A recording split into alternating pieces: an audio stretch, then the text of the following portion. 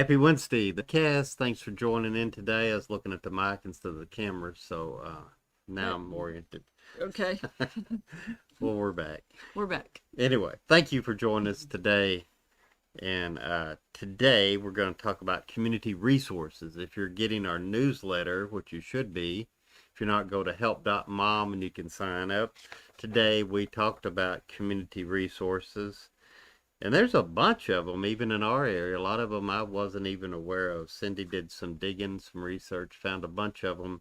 And there's probably a bunch of them in your area. So if your spouse is declining and needs help, or your parent and they just need a little bit of help, there's actually a lot of help available. A lot of it's free, A right? lot of the resources in your community, yes, are available to seniors. And I think this is an excellent opportunity for caregivers who are caring for someone.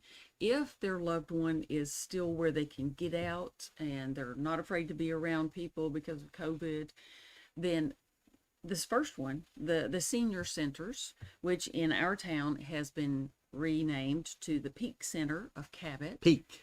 Yeah. And I looked on their website. I talked to someone there. They're doing ceramics. So you get to paint your little cardinal. They're painting a cardinal and they'll fire it and you get it's beautiful. It's about that big. They showed pictures of the meals that they serve. It looked really good, sounded good. I mean, lemon cupcake. Doesn't that sound good? We ought to run over there. Check Yeah, that. that's what I'm So, saying. so they, so a lot of these things are, I think we had like 9 of them in the newsletter, and there may be more in your area, Oh, there's bound to be. and by and Yeah. large are free or very low cost, hmm and this is like the world's best kept secret. A lot of people just don't even know these things exist, Right. but the senior center is just they even run, or a lot of places they've got a little bus or van they run, pick people up, bring them over there. You can play games, interact with other seniors, feed you lunch, snacks, Do and then ceramics. take you back home. So, I mean, it's a heck of a deal. so check that one out. The next one is home delivered meals. And in our area, you sign up for the meals in your county. So to find it, if you're in Arkansas, I would call the Area Agency on Aging and ask them who the resource is that you need to call in your county. And they deliver meals to the homes of seniors that don't get out. And for, some parts of the U.S., there's Meals on Wheels, and in other services, some churches do that. Different places do that, but an excellent resource not only to make sure, and it's sad, but a lot of seniors, that's like the only real meal they get, And the during the only day. And interaction. the only interaction they Yeah. get the whole day. We did a Yeah. video, we linked it in our newsletter, loneliness of the elderly, and this is bad, but a lot of times the seniors don't interact with anyone. Don't have a lot of And like if visitors. they Yeah. get Meals on Wheels, well then that person that brings their meal, and they're just there a couple of seconds because they got a lot of meals to deliver, that may Yeah. be the only interaction they Yeah. have that day. Yeah. Okay, got to keep moving. We got a bunch of them. Senior transportation, low or no cost in our area. Our care for the folks on Medicaid, right? For our care is for the patients of that system of healthcare. We have one across the street from us. It's a clinic, and they are dotted all across the state, and they will send transportation if you have an appointment and they have a van. That's a good place to get transportation to and from doctor's appointments. Another one is if you're on Medicaid, and there are a couple of different Medicaid programs, they will take you to the doctor through the NET, Non-Emergency Transportation Program. The net. Net. And when I Googled transportation to doctors, there were several private providers that came up, like, taxi services and things like that. Uber would be another one, I think. Yeah, and some of them sort of specialize in seniors, able to help them get around better, maybe load their wheelchair, stuff like that. And they also had some long distance transportation in there. So, All right, number 4, support group meetings, and you facilitate one of these. So what is that? we support Linda and I co-facilitate an Alzheimer's support group. We don't just focus on Alzheimer's though, because the caregivers have so many different issues that they're facing. They need to know about all the resources in the community. They need to know about service providers. It's a great place to come and talk, get your feelings out, get your emotions out, and ask questions and find resources and find someone to hang on to. And there's also other caregivers there. If one caregiver's struggling with something and another caregiver, they've been there, done that, so they can give some real practical tips. Hey, Absolutely. just do this. This is what I did, and that worked, or that helped, or and where else are they going to hear that? So Exactly. that's really really valuable. And in the emotional support, this is a really taxing time, very trying, Very stressful. very stressful, and just to Hmm. have other people there that can give you a hug or a pat on the back, and that knows what you're going through because they're going through the same thing. That's huge. There are also online communities that you can participate in. If you can't get out, can't leave your loved one and go to a physical meeting that is now open, online meetings. Like Help Me Help Mama, just to mention one Hmm. non-biased plug. So yeah, Help Me Help Mama on the Facebook. Trainings at local hospitals. We have an excellent resource at the University of Arkansas Medical Sciences. It's the Schmeeding Center.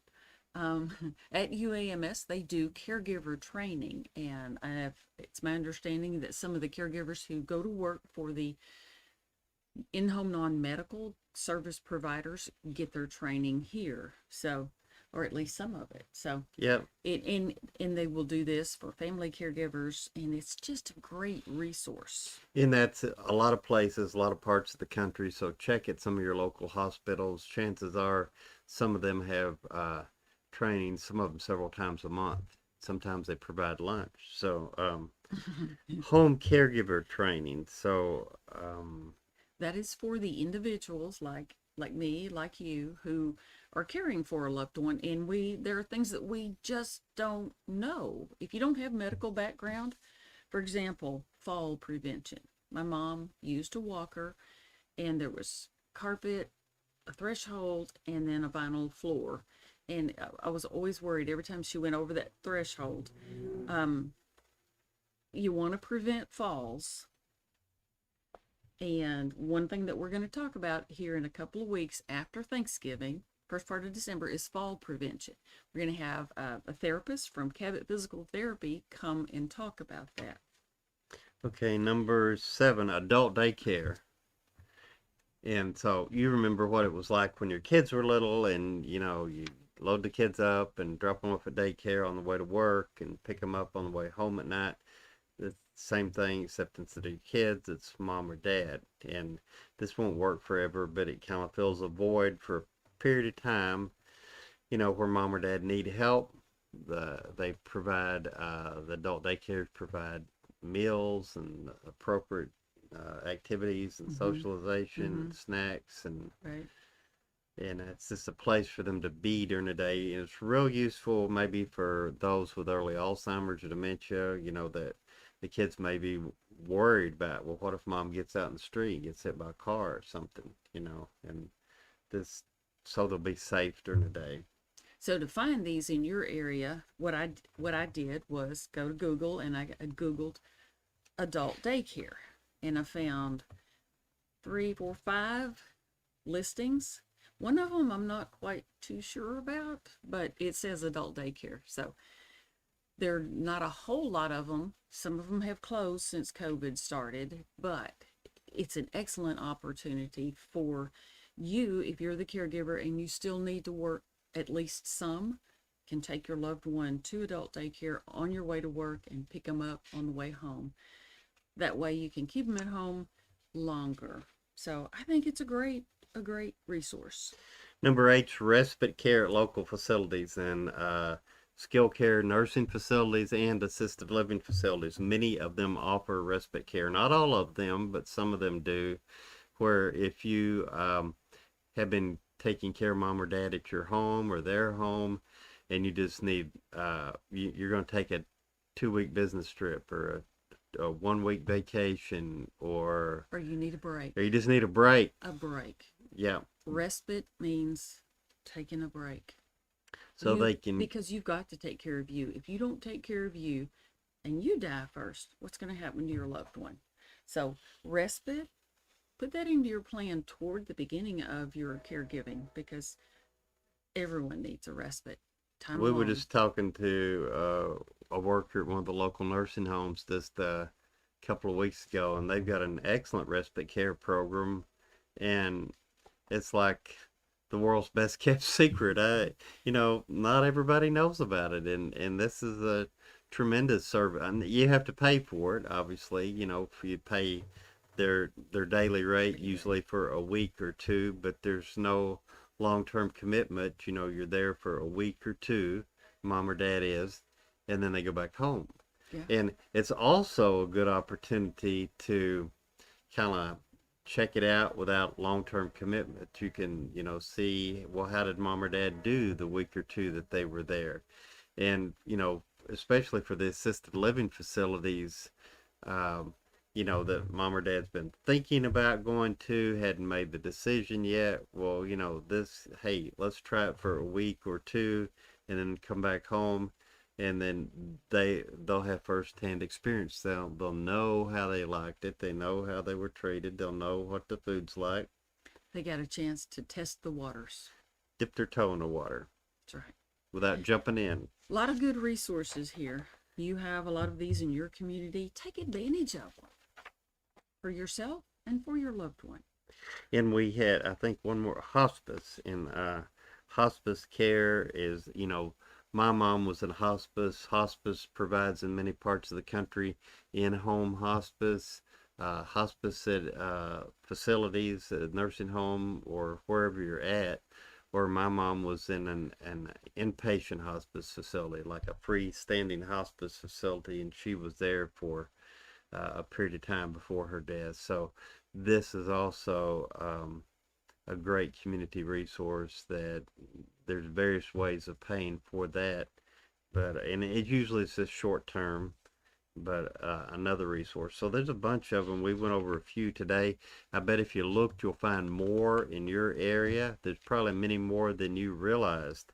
And it's very valuable because and these are just a few of them. Yeah, it just kind of fills the gap between being at home by yourself versus having to go to a facility full time. Mm-hmm. Hope this information helped today. We thank you for watching. If you're watching this on the YouTube channel, and you probably are, hit the subscribe button and the notification bell so you can be notified of when we do other videos. And thanks for watching today. And let us know if you utilize any of the resources in your community. Thank you for being a caregiver for your loved one. You're making a huge difference in their life.